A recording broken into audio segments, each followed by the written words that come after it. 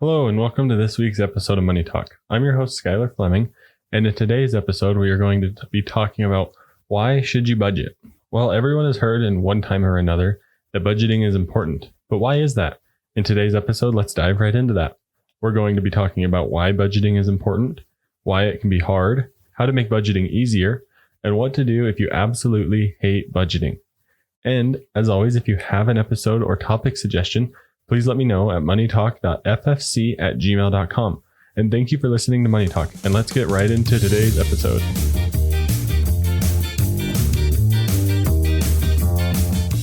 You know, we don't talk about money enough. It is a topic that just gets ignored for some reason, even though it plays a role in everyone's day-to-day life. Well, this is the issue that brought Money Talk to reality. I know you're probably too busy and don't have the time to research and learn about all the things that go into personal finance, but that is where this podcast, Money Talk, comes into play. I'm your host, Skylar Fleming, and I'm here to do the research and learn all the extra stuff about personal finance for you. The goal is to simply get us talking about money. So let's get talking.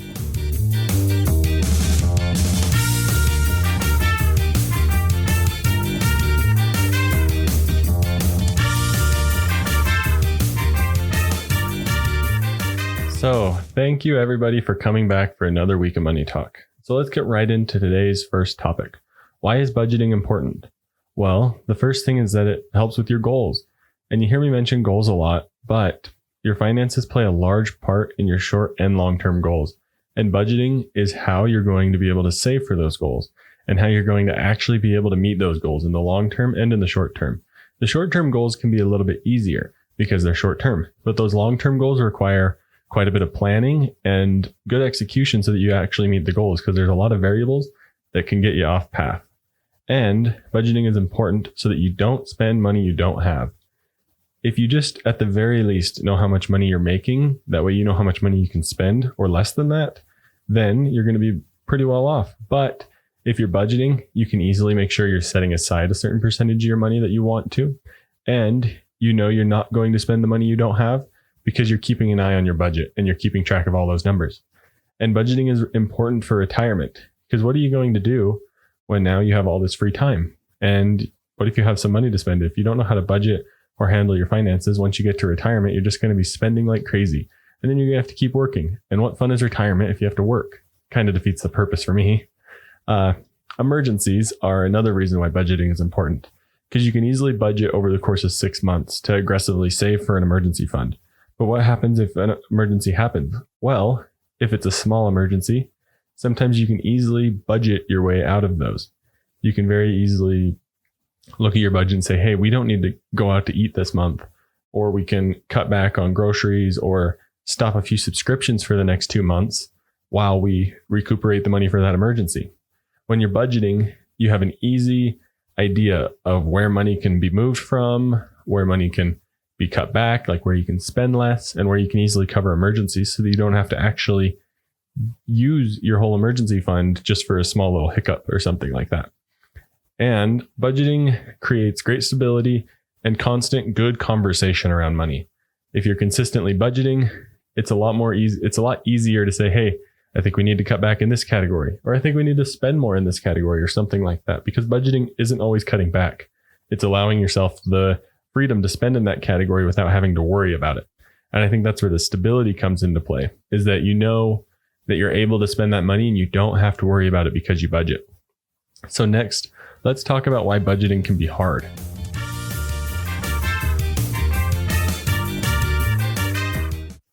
Budgeting can be hard, well, because one, it takes quite a bit of time, especially at the beginning when you don't really have a good system in place, or you're just trying to figure out how you want to actually go about budgeting, is it takes time to get set up. But once you get going, that will get a lot easier. The time component of budgeting is really just, it's like the gatekeeper, and you just got to get through it and you're going to be okay. It's okay if you have to spend an hour and a half on your first couple budgets. I know it's not fun and nobody really enjoys doing that a whole lot. Well, maybe except me for some weird reason, but it takes time to learn how to budget and learn how to budget quickly. And another reason it could be hard is differing goals, especially if you're trying to budget with somebody else, like a spouse or something like that. If you have different goals, it can be hard to budget because one person wants to put money towards one place and one towards another. And it's important to communicate those sort of things, but that can be another bump in the road towards budgeting. And another thing that really bugs me is that finance honestly isn't taught that well in school. I believe in Utah, where I'm from, that a personal financial literature or something like that, some personal finance class was required in high school. But the only thing I remember from that is that we were given like a fake $1,000 to go buy stocks, and then we had to track them for a month or something like that. And then I remember watching a movie about how bad credit cards were. A terrible class that I don't blame the teacher or anybody involved in it, but the class, it was terrible. I don't remember anything about it. Never learned how to budget. Never learned what the stock market is. I just learned about Apple stock and Amazon stock and Facebook and Google and Nike because those were the big companies. So the other problem and reason budgeting is hard is because you don't learn it when you should. When you're turning 16, 17, 18 and about to have to make a bunch of big financial decisions for yourself, nobody teaches you how to do that. It's really annoying and really frustrating and something that needs to be fixed. But that's one of the reasons that budgeting can be hard, is because you've never had to do it before and you've never been taught. So next, let's talk about how we can make budgeting easier.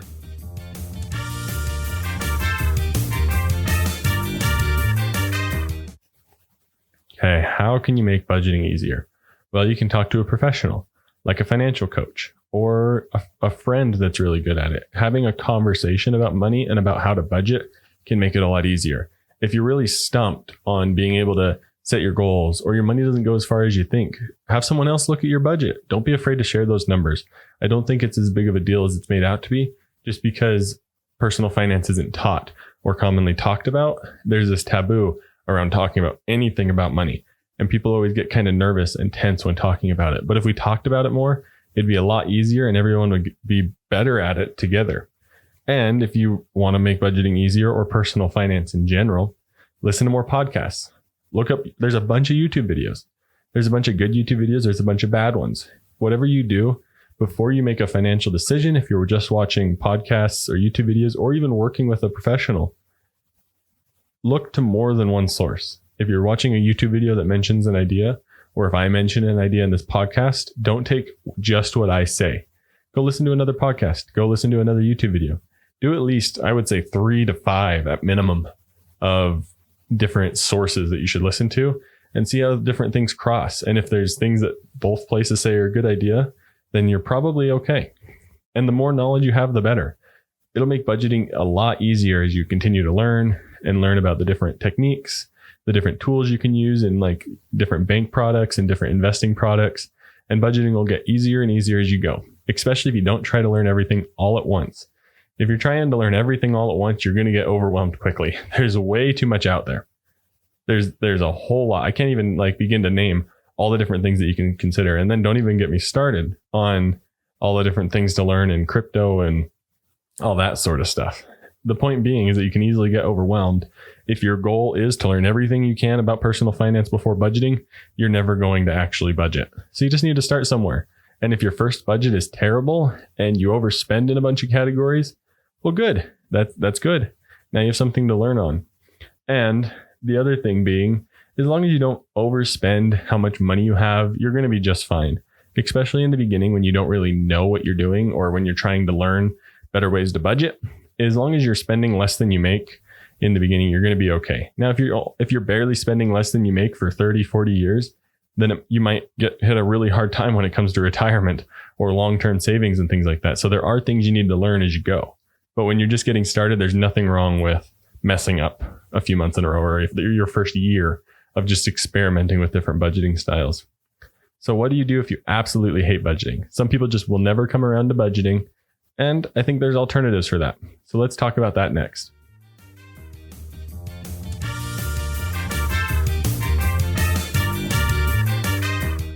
So what do you do if you absolutely hate to budget? Well, the hard news is you're probably going to have to do it to some extent. And it'd probably be best if you explore some different budgeting methods. There's a lot of different ways to budget out there. And one of them is to give yourself a hard limit instead of specific categories.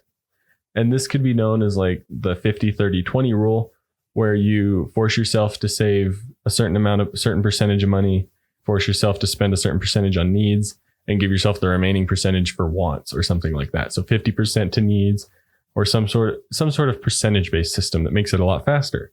But then you have to be very strict and specific on what a need actually is and what a want is. And writing those down can help define those earlier.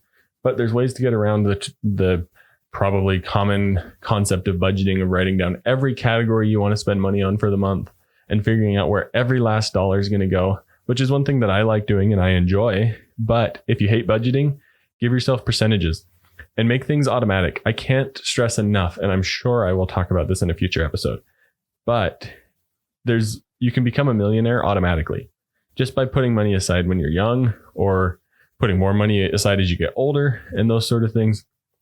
But it's totally possible to become a millionaire just off of automatic contributions to retirement accounts. It's absolutely possible. So if you set yourself that 20% mark on savings, you say, hey, I hate budgeting, but I know saving money is important. So I'm going to make sure I set aside 20% every single month for savings. Automate it. I guarantee your employer will let you put a percentage on your direct deposit. And if not, then figure out what that approximate percentage is. You don't have to be super picky. If you make $1,000 a month, roughly take 20% of that and set a direct deposit dollar amount for that and put it in a different account that you don't see. If you have access to a 401k, put some money in there and make sure you're at least getting the employer match. And if you're wanting to put money elsewhere, put some money in a separate savings account that you don't touch, that you don't have an online account for. Make yourself go into the bank to get money out of it, because who wants to go into a bank? So I think your money's pretty safe there and not going to get touched. Or put it in an account that you have to go through a ton of steps, or see if your bank will let you put like an extra restriction on it that you have to go through an actual person and you can't get the money out online. Something like that. Find an automatic way to put that money aside. And that's one way to help yourself budget towards savings. And like I said, make sure it's automatic and live below your means. Trust me, if you set aside 20% all at once, it'll probably seem like a hard cut to your money. But if you want to work up to saving 20%, which is a very good number, 20 to 25% is a good number to save. But if you want to work up because you're like, that's a lot of money, start at 5% and go up 5% a month or something like that. Because I guarantee you're not going to miss it in the long run. You're going to get used to living without that 5%. Then you'll get used to living without 5% more. Your budget will naturally fix itself and you're going to be okay. As long as obviously make sure you have enough money to meet your basic needs, like housing, food, like shelter, transportation, if you need that. Like, make sure you meet your basic needs, but everything else that's discretionary will fall around that. And you're going to be okay if you're saving 25% a month automatically. So next, let's wrap up today's episode. And I have some good resources for everybody that you can turn to if you need to listen to other podcasts or read on online articles or YouTube videos and things like that. So let's wrap up today's episode next.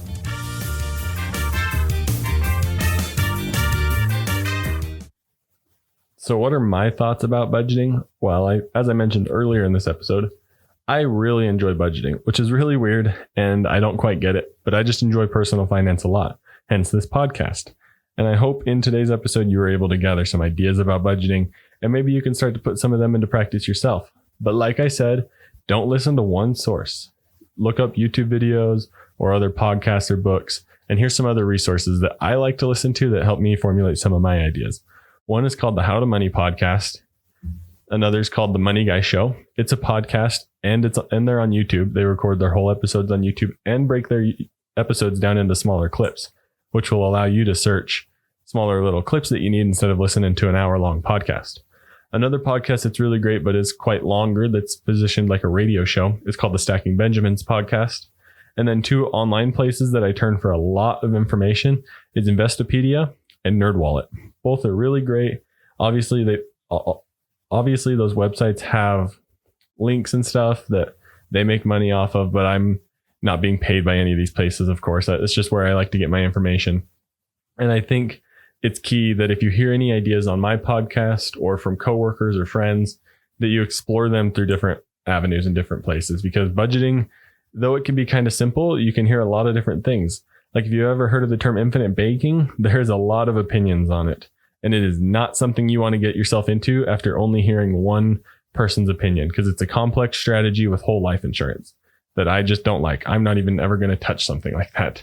But there's a lot of terms out there that we just don't understand in personal finance. So make sure you're doing your own research and make sure you're looking up things from other sources and from different people. So thank you for listening to today's episode. I hope this episode allows you to have a conversation about budgeting and gain some new insights about budgeting. While I really enjoy budgeting, I know there's people who don't, and that's okay. That's why personal finance is personal. And you can find the way you like to do it and do it. Just make sure you aren't spending more money than you make, and you'll likely be okay. Next month, we have some fun episodes coming up about specific investment vehicles and some other tools you can use in your personal finance playbook. Thank you for listening to Money Talk. I'm your host, Skylar Fleming. Have a great week.